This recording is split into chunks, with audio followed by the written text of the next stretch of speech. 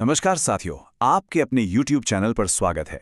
आज का ये विश्लेषण सच में बहुत ही कमाल का होने वाला है। हम लेकर आए हैं टॉप करंट अफेयर्स का बिल्कुल सटीक निचोड़। आज हम जो भी डिस्कस करने वाले हैं ना, वो सीधे तौर पर आपकी आने वाली प्रतियोगी परीक्षाओं से जुड़ा है। तो पेन और पेपर तैयार रखिए। चीजों को आसानी से याद रखने के लिए हमने आज के इस पूरे प्रेजेंटेशन को 4 हिस्सों में बांटा है। पहला है विज्ञान एवं तकनीक, फिर पर्यावरण एवं भूगोल, उसके बाद स्वास्थ्य एवं अन्य नवाचार और आखिर में हमारा सबसे फेवरेट क्विक रिवीजन। तो चलिए बिना देरी किए सीधा शुरू करते हैं। शुरुआत करते हैं हमारे पहले सेगमेंट से, विज्ञान एवं तकनीक। आइए देखते हैं वो परीक्षा में पूछे जाने वाले प्रश्न जो हाल ही के दिनों में काफी ज्यादा चर्चा में रहे हैं।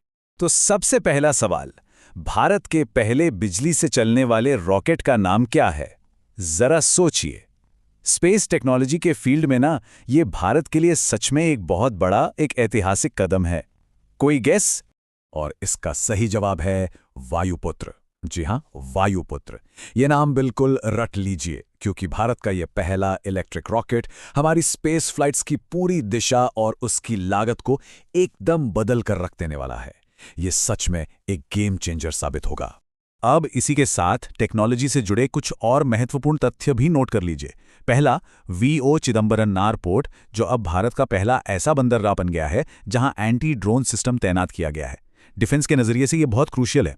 वहीं स्पेस और माइक्रोचिप सेक्टर में भी हम पीछे नहीं हैं। गुजरात में प्राइवेट सेक्टर का पहला सैटेलाइट निर्माण प्लांट शुरू हो चुका है और हैदराबाद में देश का पहला सेमीकंडक्टर इनोवेशन म्यूजियम खुल गया है। ये सब बिल्कुल रीसेंट डेवलपमेंट्स है। चलिए आगे बढ़ते हैं हमारे दूसरे सेगमेंट की तरफ, पर्यावरण एवं भूगोल। क्लाइमेट चेंज के इस दौर में इकोलॉजी से जुड़े कदम हमारे एग्जाम्स के लिए वैसे भी बहुत हॉट टॉपिक्स होते हैं।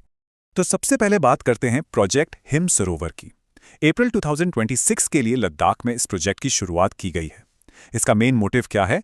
बर्फ के पिघले हुए पानी को एक जगह इकट्ठा करना, ताकि उस पूरे इलाके में पानी की कमी ना हो और हमारा इकोलॉजिकल बैलेंस भी बना रहे। लद्दाख जैसे ठंडे रेगिस्तान के लिए ना, ये प्रोजेक्ट सच में एक लाइफलाइन की तरह काम करेगा। अब जरा दो राज्यों के कुछ बहुत ही ऐतिहासिक फैसलों पर नजर डालते हैं। एक तरफ है महाराष्ट्र, जो अब स्टारलिंक के साथ पार्टनरशिप करने वाला भारत का पहला राज्य बन गया है। इसका मतलब है दूर दराज के इलाकों में सीधा सैटेलाइट इंटरनेट।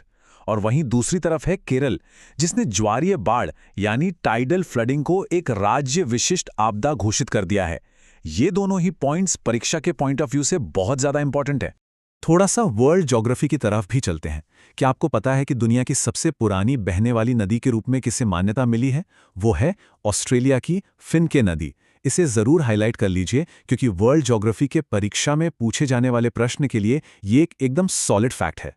अब आते हैं हमारे तीसरे सेगमेंट पर, स्वास्थ्य एवं अन्य नवाचार। मेडिकल और इंफ्रास्ट्रक्चर के फील्ड में भारत आजकल क्या कमाल कर रहा है, आइए देखते हैं। मेडिकल साइंस का एक बहुत ही शानदार और ट्रिकी सवाल आपके सामने है। भारत के सबसे पहले स्वदेशी एंटीबायोटिक का नाम क्या है? आत्मनिर्भर भारत की दिशा में ना, ये हमारी एक बहुत बहुत बड़ी उपलब्धि है। और इसका सही नाम है नेफेथ्रोमाइसिन। बोलने में शायद थोड़ा सा टंग ट्विस्टर लगे, लेकिन इसे याद रखना बहुत जरूरी है। नेफेथ्रोमाइसिन भारत का अपना बिल्कुल पहला स्वदेशी एंटीबायोटिक। अब इंफ्रास्ट्रक्चर से जुड़े दो और महत्वपूर्ण तथ्य देख लेते हैं। पहला, असम में भारत का पहला एक्वाटेक पार्क स्टैब्लिश हुआ है। ये हमारे एक्वाकल्चर को एक बिल्कुल नई दिशा देने वाला है। और दूसरा तो और भी जबरदस्त है, भारत दुनिया का पहला बायोबिटामिन प्रोड्यूस करने वाला देश बन गया है। सड़कों के निर्माण में पॉल्यूशन को कम करने के लिए ये एक बहुत बड़ा इको फ्रेंडली कदम है। और अब वक्त है हमारे चौथे और सबसे इंपॉर्टेंट सेगमेंट का, क्विक रिवीजन। आइए देखते हैं कि अभी तक हमने जो भी डिस्कस किया है वो हमें कितना याद है। स्क्रीन पर दिख रहे इन हैंड रिटन स्टडी नोट्स पर एक नज़र डालिए। ये वही 11 क्विक रिवीजन पॉइंट्स हैं जिन्हें हमने अभी डिटेल में समझा है। चाहे वो एंटी ड्रोन सिस्टम हो, वायुपुत्र रॉकेट हो या फिर ऑस्ट्रेलिया की वो फिनके नदी, इन सारे नोट्स को एक बार अपनी आंखों के सामने से गुजार लीजिए। ट्रस्ट मी, ये विजुअल मेमोरी ना एग्जाम्स में बहुत काम आती है।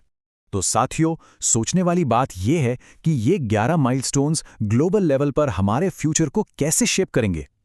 भारत जिस स्पीड से आत्मनिर्भर होकर आगे बढ़ रहा है ना, वो सच में बहुत इंस्पायरिंग है। इसी के साथ हम आज का ये विश्लेषण यहीं समाप्त करते हैं। अपनी तैयारी पूरे जोर शोर से करते रहिए। अगर ये प्रेजेंटेशन पसंद आया हो तो हमारे चैनल को सब्सक्राइब करना ना भूलें, साथ ही इसे लाइक और शेयर भी करें। मिलते हैं अगले सेशन में, तब तक के लिए पढ़ते रहिए और आगे बढ़ते रहिए।